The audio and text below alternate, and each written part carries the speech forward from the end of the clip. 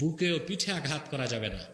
আল্লাহ বলেছেন চারিত্রিক ত্রুটি পেলে মৃদু প্রহার করো, আর যদি বনিবনা না হয় শরীয়ত সম্মতভাবে সেপারেশনে চলে যাও, তার মোহর দিয়ে তাকে সম্মানের সাথে বিদায় করে দাও।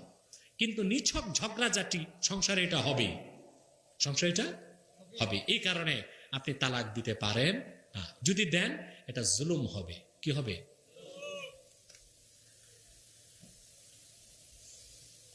উত্তেজনার সহিত রাগের মাথায় স্ত্রীকে এক নিঃশ্বাসে 3 তালাক দিলে তওবা করে পরবর্তীতে তার সাথে সংসার করা যাবে কিনা? আচ্ছা বলুন তো ভাই, আপনাদের দেশে মিষ্টি খেতে খেতে হাসতে হাসতে নাচতে নাচতে তালাক দিছে কে?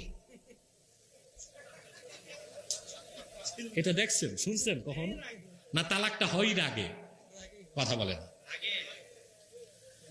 তাইলে বিয়েটা যেভাবে সহজ, তালাকটা ওইভাবে।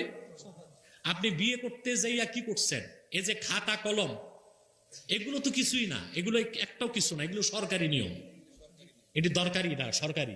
এগুলো কি দরকারি? কি ছেলে রাজি মেয়ে রাজি, 2 জন সাক্ষী উপস্থিত, ইজাব হবে, ইজিন আনবে, ইজাব হবে, কবুল হবে। সাক্ষীদের উপস্থিতিতে স্বামী বলবে আমি অমুকের মেয়ে অমুককে এত টাকা মোহর নির্ধারণ করে বিয়ে করলাম, শেষ, বিয়ে হয়ে গেছে। এই বিয়ে কাজটা করতে পাহাড়ে দৌড়েছেন, তাল গাছের মাথায় উঠছেন, পুলিশকে ডাকছেন, আদালতে গেছেন। তো তালাক দিতে সময় এত কঠিন হবে কেন?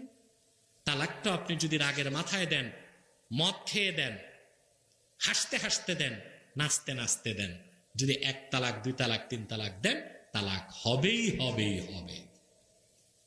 স্ত্রী হারাম হয়ে যাবে।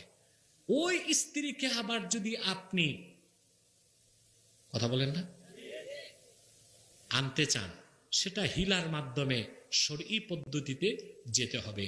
ও কাজটি না করাই ভালো।